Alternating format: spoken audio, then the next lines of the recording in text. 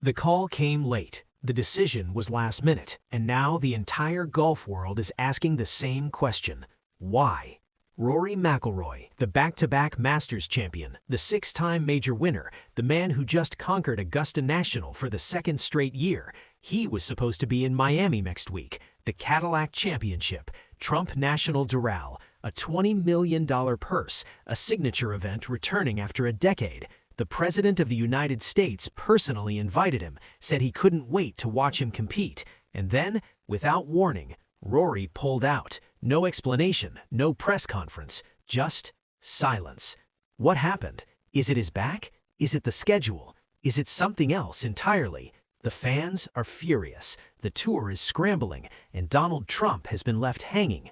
This is Golfio. For more coverage in golf, subscribe and hit the notification bell. The announcement came on Friday, April 24, 2026. The PGA Tour released the official field for next week's Cadillac Championship at Trump National Doral in Miami, and one name was conspicuously absent: Rory McIlroy. The world had assumed he would be there. The President of the United States had assumed he would be there. On the Sunday after Rory's historic Masters victory, Donald Trump took to Truth Social with a message: "Congratulations to Rory McIlroy on another great championship, the Masters. He performed tremendously under intense pressure. I look forward to watching him compete in 2 weeks at Doral." Those words were written on April 13. By April 24, they looked foolish. Rory had not only decided to skip Doral, he had decided to skip it last minute. The timing is what makes this story so strange. This is not the RBC Heritage, which Rory skipped immediately after the Masters. That decision was expected. He did the same thing last year. But the Cadillac Championship? That was supposed to be his comeback, his return to competition before the PGA Championship. And now, he is not coming. The silence from McIlroy's camp has been deafening. No statement, no social media post, no interview explaining his reasoning. Just nothing. And in that vacuum, the speculation has run wild. Is it political? Is he avoiding Trump? Is it physical? Is his back injury flaring up again? Or is it something simpler, something about the schedule that has everyone calling it carnage? Robert McIntyre, the Scottish star who is also skipping the event, put it bluntly: "I'm meant to go away on Sunday, but I might take Doral off just to have a little bit more time at home. I will play the Truist at Quail Hollow, and then I'll play the PGA." He called this stretch of the schedule carnage, and he is not wrong. Between the Masters and the PGA Championship, the Tour has scheduled 3 signature events in 4 weeks: the RBC Heritage, the Cadillac Championship, the Truist Championship. 3 $20 million tournaments, 3 weeks of mandatory seeming competition, all leading into the second major of the year. Something had to give, and for Rory McIlroy, what gave was Miami. But let's go deeper, because the carnage schedule, while real, does not fully explain why Rory's decision has caused such an uproar. There are 3 layers to this story that make it uniquely controversial. Layer 1, Trump. The Cadillac Championship is being held at Trump National Doral. It is the first time a Trump-owned course has hosted a PGA Tour event in a decade. The political implications are impossible to ignore. Trump is a polarizing figure, and Rory McIlroy, who has carefully avoided political statements throughout his career, is now in the middle of a political firestorm. Some will see his absence as a snub, a deliberate avoidance of the president. Others will see it as a smart business decision, a way to stay out of the culture war. But here's the twist: Rory has played golf with Trump before. In February 2025, he admitted to reporters that he had played with the president. "Yeah, I played golf with him a few weeks ago," McIlroy said. "Yeah, it was great. Yeah, it was really good. I thought we had a good discussion." So it is not personal animosity. He has no problem being around Trump, which makes the absence even more confusing. Layer 2, the financial angle. The Cadillac Championship has a $20 million purse. The winner takes home $2.7 million. Rory is skipping that. But here's the catch: he no longer faces any penalty for doing so. In 2023, when the signature events were first introduced, the Tour had a mandatory participation rule. If a top player missed more than one signature event, there was a financial penalty. Rory himself was hit with a $2.2 million penalty for withdrawing from the RBC Heritage in 2023. But by 2024, the tour quietly eliminated that rule. They replaced obligation with incentive, larger purses, more FedEx points, but no penalties for skipping. So Rory can pick and choose, and he's choosing to skip. Layer 3. The history. Doral holds a special and painful place in Rory's memory. In 2015, during the WGC Cadillac Championship at Doral, McIlroy had a meltdown. He hit a shot into the water, snapped, and threw his 3-iron into the lake. The image of that club flying through the air became one of the most famous moments of his career, a symbol of his frustration, his impatience, his humanity. Now, a decade later, he's being asked to return to the scene of that crime, and he has said no. Is he avoiding the memories? Is he superstitious? Or is he just being practical? The answer is not clear, but the questions are piling up, and the silence from McIlroy is making everything worse. The fan reaction to Rory's decision has been swift, angry, and divided. Social media is on fire, and the arguments on both sides reveal a deeper tension in professional golf. On one side, the critics, they are furious. They see Rory as entitled, as someone who has forgotten that he owes his success to the fans, to the sponsors, to the tour that made him famous. Rory can play when he likes. This is what the PGA Tour has become. Meaningless events. Not allowing Rahm/Bryson to play is childish and hurts the event. I'd be furious with the PGA Tour as a major sponsor. Another fan was even more direct. Every professional golfer dreams to play in a PGA Tour event, let alone a signature event. Rory thinks he's entitled. A third pointed out the contradiction. Thought players could only miss one. Guess Rory now thinks he's bigger than the PGA Tour. On the other side, the defenders. They argue that Rory has earned the right to choose his schedule. He's 36 years old. He has won 6 majors. He just completed the career Grand Slam last year and followed it up with back-to-back green jackets. He has nothing left to prove. Rory has the right to do so, but it's another shining example of what is broken. It is the only major sports organization in which its star players don't have to compete on a regular basis. One fan wrote, simultaneously defending and criticizing.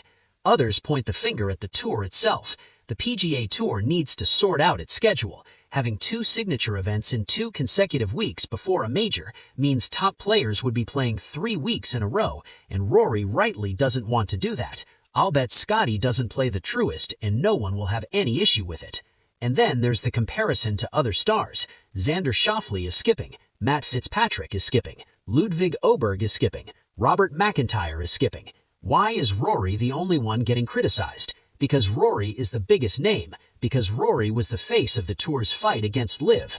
Because Rory set himself up as the standard bearer. And now, when the tour needs its stars to show up, he is staying home. The irony is not lost on anyone. The man who criticized others for leaving is now being criticized for not showing up. The man who fought for the tour's survival is now being accused of abandoning it. And the man who has everything is learning that having everything comes with expectations he may not be able to meet. To understand why this matters so much, you have to go back to 2022. That was the year LIV Golf launched. That was the year the PGA Tour went to war, and Rory McIlroy was the general.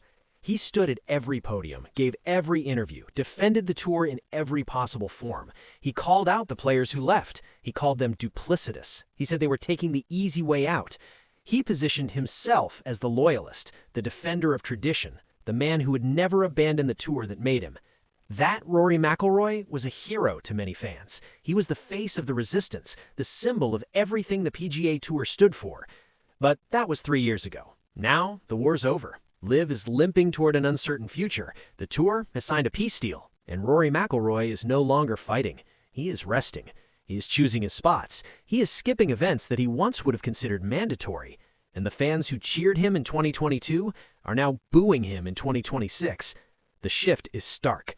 In 2023, when Rory skipped the RBC Heritage, he was fined $3 million. It was a big story. He was criticized, but there was also sympathy. He had just missed the cut at the Masters. He needed a break. Now, in 2026, he is skipping the RBC Heritage again and the Cadillac Championship, and no one is finding him. The tour eliminated the mandatory participation rule. The penalty is gone, and Rory is taking advantage. But the fans have not forgotten. They remember the old Rory, the fighter, the defender, and they see the new Rory as a contradiction, a hypocrite, a man who criticized others for skipping events and now skips events himself. It is a brutal comparison, and it explains why the anger is so intense. This is not just about one tournament. It is about the erosion of trust, the sense that Rory sold them a vision of loyalty that he is no longer living up to. The fear that the sport they love is being abandoned by the players who made it great. So what is the truth? Why did Rory McIlroy really pull out of Miami? Let me break down the three most likely explanations. Explanation 1. The schedule. This is the simplest and honest answer. The tour has created a monster. 3 signature events in 4 weeks, sandwiched between the Masters and the PGA Championship. It is impossible. Even Robert McIntyre, a player who needs every paycheck, is skipping Doral. Rory is 36. He has a history of back injuries. Playing 3 weeks in a row would be reckless, so he chose to rest. Explanation 2. The mental game. Rory has been open about his struggles with burnout. After winning the Masters in 2025, he admitted to a lull of motivation. He said he had to learn to pace himself, to prioritize the majors, to stop living and dying by every shot. He feels like I have done a really good job over the last 5 or 6 years of not living and dying by every shot or round, he said. If I have 10 years left and I really want to prioritize the majors, then the other tournaments are great to play in, you want to win them. It's just that every time I play in a PGA Tour event, I have one eye on what I need to do for the next few weeks leading into majors. He's not being lazy, he's being smart. He's thinking about longevity, about his legacy, about winning more majors, not more regular season trophies. Explanation 3. The Trump factor. This is the most speculative, but also the most tantalizing. Rory has played with Trump. He has said positive things about him, but that was before Trump became president again, before the political climate became even more polarized.